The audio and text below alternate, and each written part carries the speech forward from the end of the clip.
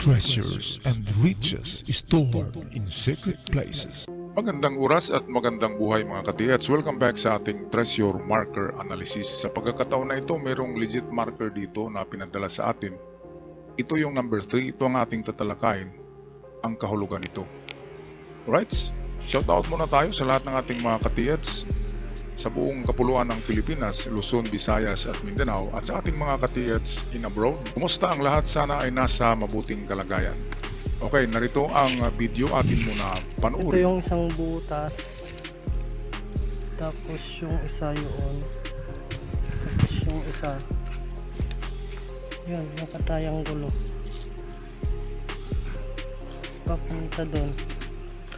papunta doon sa sampalok na yun. 120 degrees, 6 meters away. Tapos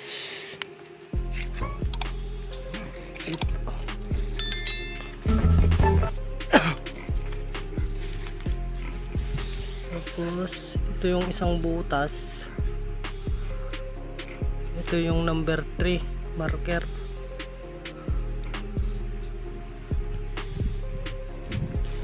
Yan, ito yung palibot.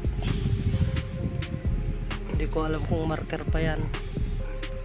Yan yung isang butas. Yan.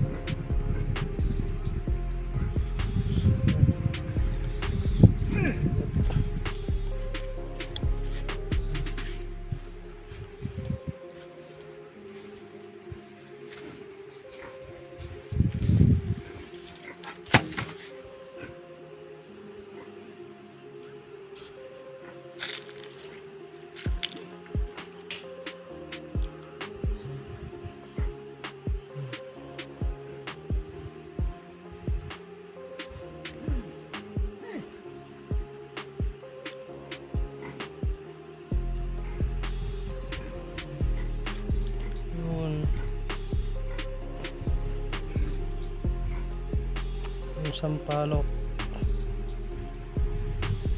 Ating balikan ang video. Meron akong nakitang mga iba pang marka na nakaligtaan ni katiyats.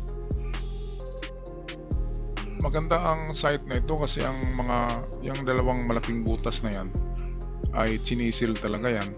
Nakita nyo meron siyang tool marks. At isa pa na mag-legitimize sa marker na ito, sa site na ito, ay ang number 3.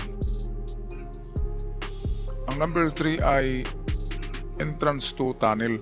So medyo kapag may tunnel, malaki-laki na ibinaon. At medyo malalim-lalim kasi merong entrance to tunnel. Ito yung number 3 oh. Ayan. So, meron pa akong napansin dito. Ito yung entrance to tunnel din ito eh.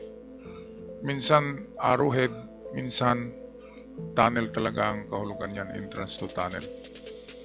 Pero baliktad ito, hindi ito yung tulis niya katulad ng arrow. Ang tulis niya ay hindi yun ang direksyon.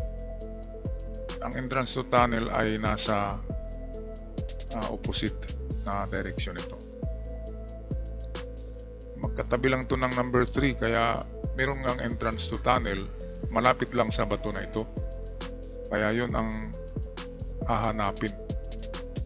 Okay, so patuloy tayo. Ito yung man-made na butas oh.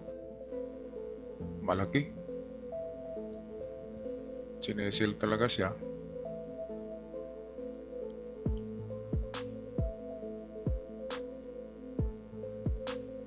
Dito ay parang may ibang marka pa dito.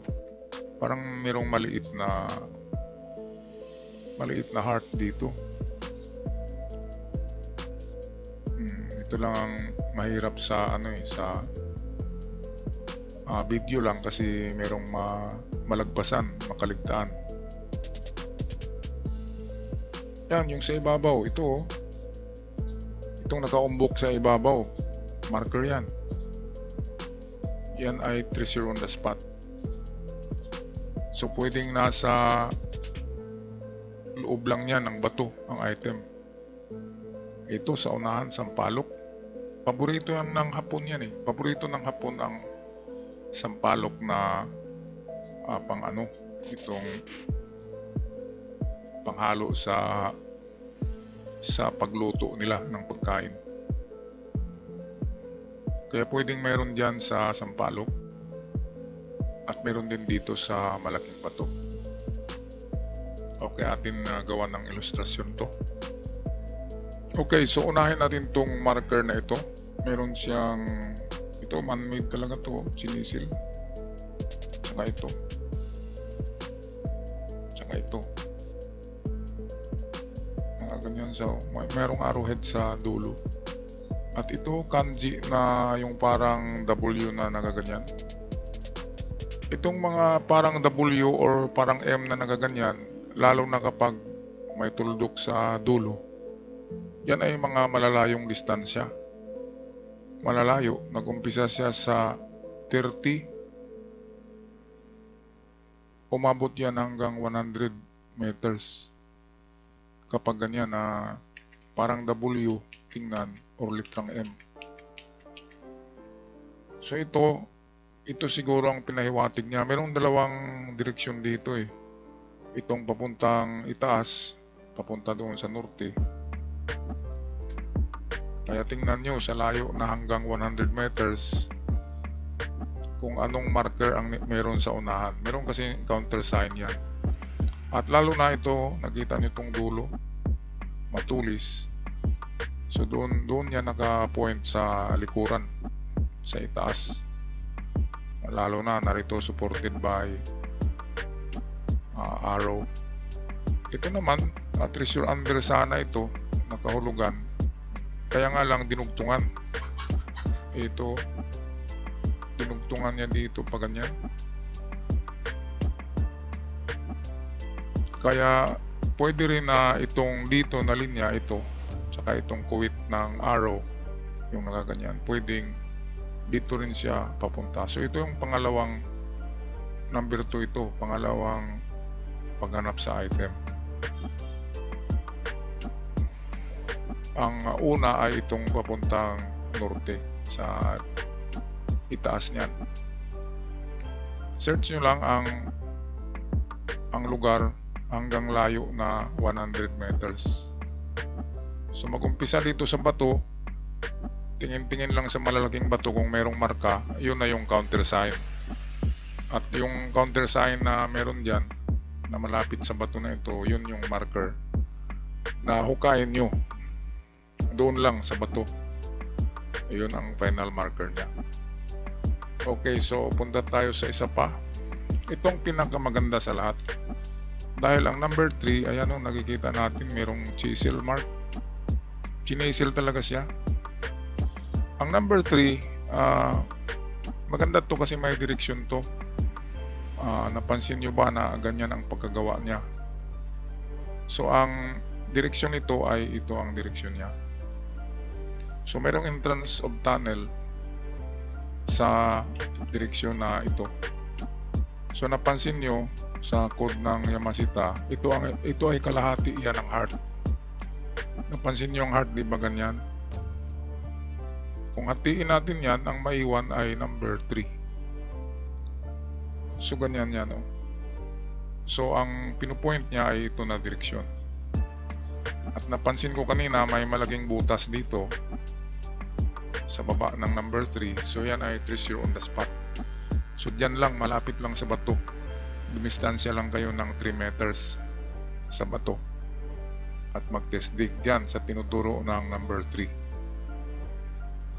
Sa lahat ng marker dyan, ito yung pinaka-legit kasi makita natin na chinisil siya, minarka, kaya napaka-legit. So treasure on the spot dahil kasama niya ang malaking bilog, malaking hole. Ito chinisil din yan, man-made. So treasure on the spot, ibig sabihin hindi siya lumayo, hindi malayo, kaya 3 meters lang tayo. Pwede ring lumapit konti sa bato, 2 meters, pero hanggang 3 meters lang ang layo kasi treasure on the spot siya. So dito lang sa tinuturo ng heart, at pwede rin mag-adjust pangalawang hukay sa harapan ito. Sa harapan ito, 2 meters lang din. Yan ang pangalawa. Ang una ay ang tinuturo ng heart. So, dalawang tisdig din sa sign na ito kasi legit ito eh. Hindi pwedeng iwan yan. Napaka-legit niyan. Ito naman, supporting to sa number 3. Yung number 3, narito yun eh, kanina, nakaganyan. Ito, kung itayo natin yan sa kanji, kung nakaganyan yan, ibig sabihin ay entrance. So ano bang entrance? Di ba tunnel? Ano bang entrance sa Yamashita? Di ba tunnel? So yan. Ganito ang pagkasulat niyan eh, sa kanji. Ganyan. So entrance to tunnel, ang punterian niya, nilagyan dito ng tuldok para malaman na dito tayo pupunta. So ganun din ang turo ng number 3 kung nakita nyo. Yan din. So maganda talaga dito yung kanina na 2 to 3 meters sa gilid ng bato. Okay, meron pa pala isa dito.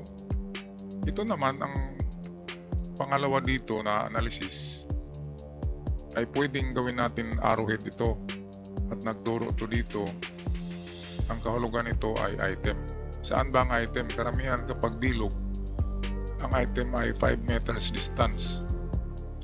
So puntahan nyo ito na direksyon 5 meters distance. Yan.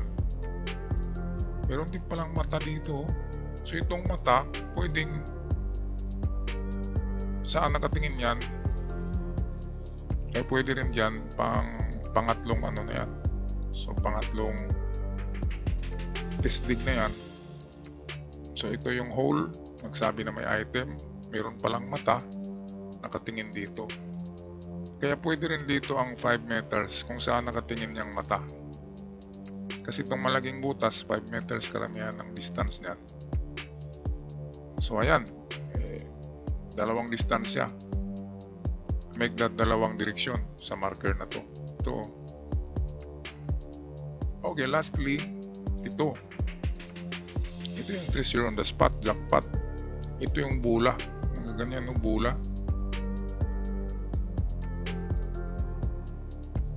Dalawang beses na ako nakakita ng ganito eh. Itong dito, kinurti ito. Sinisel at ito, likod siya ng pagong. Bula siya tingnan.